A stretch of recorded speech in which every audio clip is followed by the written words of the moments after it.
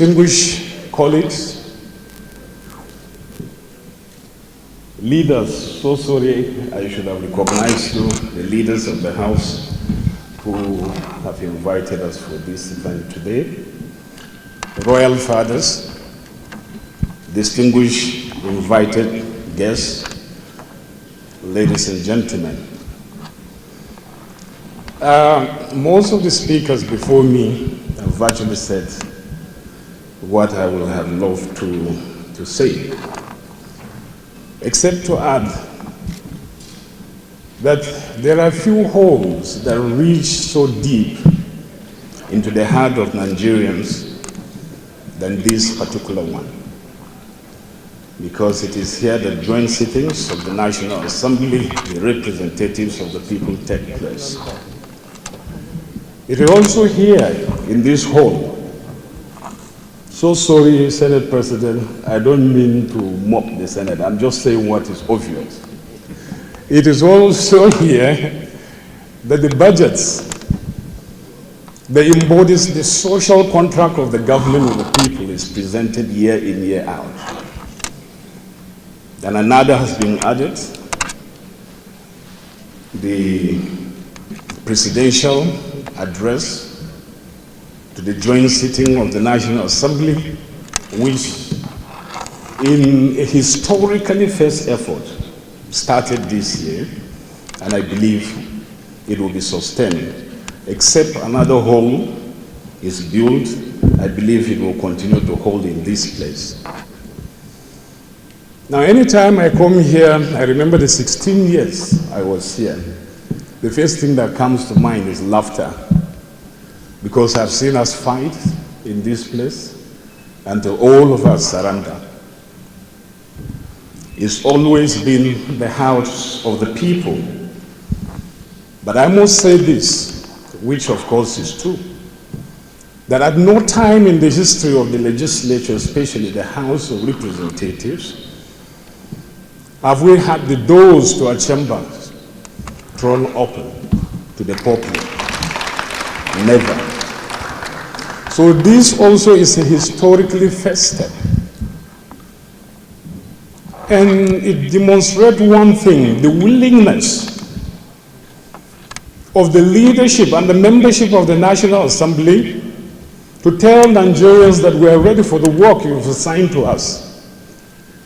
And one of the work of Parliament is to hold others to account, especially the executive. But by throwing your doors open, you are saying, we want to be accountable. We want to account first, hold us to account before we hold other arms of government to account.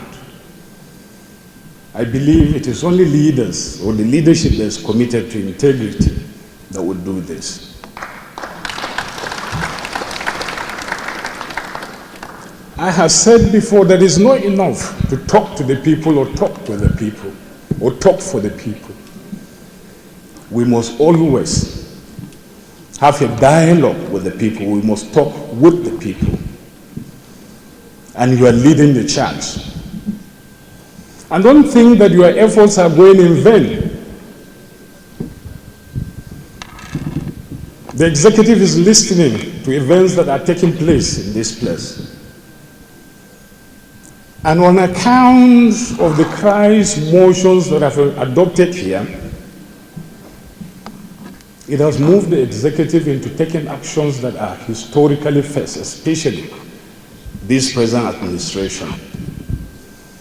I remember the leader of the House, as his name was, the Right Honorable Femi, brought this issue of student loan. Apparently, we began work. Unfortunately, it didn't see the light of the day. But I'm happy that in spite of the fact that it didn't work out at that time, this chamber didn't give up, ensured that this bill was passed and it is signed. And it is historically first step taken by this administration. Thousands of students who would otherwise never have seen the four corners of the university, they are studying, thereby ensuring the future of this country, investing in our people. It is also the conversation here about the promise of our democracy. As it is said, democracy is promise of democracy is life, liberty, and the pursuit of happiness. We've had the rights, political rights, individual rights.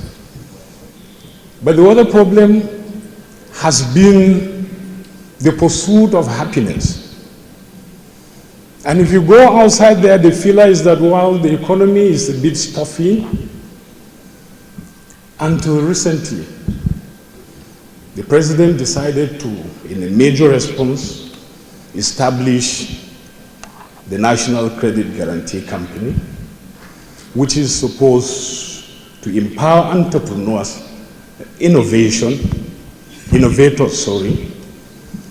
and every Nigerian who has an idea to pursue, to be able to pursue them, then thereby ensuring that our democracy delivers on its promise to get our citizens to pursue happiness. That is a historically first step. Because I don't want to take your time, there are so many other things that I can say. But let me say one thing that bothers me about the body politic. People have talked about the migration of politicians to a particular party as a danger to our democracy. But what I see more of a danger is the gripes, the bluster that comes out of the mouth of politicians when we are talking, as if it is not a privilege for us to be called upon to serve this country in any capacity, any given capacity. People think it's a right. I believe that politics should be a substitute for war, for violence, not a precursor to them. How this House will define the political terrain depends largely on you.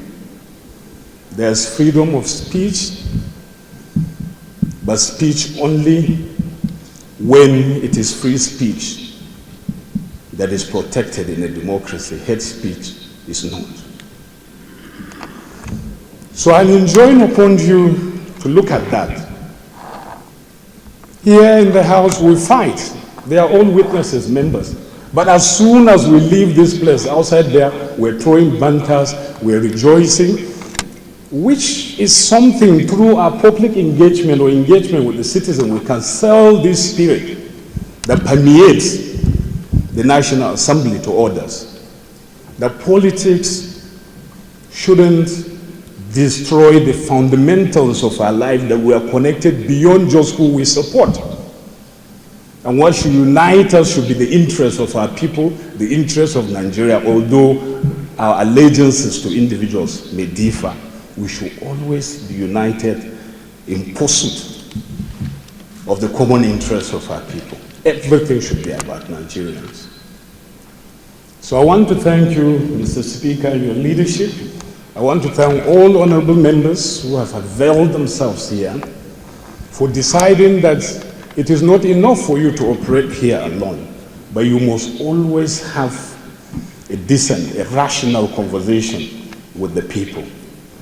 And as we dialogue with the people, I owe you to pay attention, because dialogue is not about what it is said, it is about what it is not said. You will learn a lot. And in learning, you will make sure that your legislative priorities reflect the aspiration of the people you listen to. Thank you very much, and God bless you all. Thank you, sir.